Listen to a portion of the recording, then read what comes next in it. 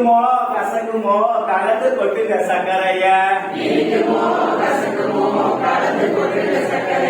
மூன்று கொடியை தூக்க தூக்க 300 பாகற்காய் மூன்று கொடியை தூக்க தூக்க 300 பாகற்காய் யாரு திங்கிற பாகற்காய் தாத்தா திங்கிற பாகற்காய் இனிக்குமோ கசக்குமோ கலந்து கொட்டுங்க சக்கரைய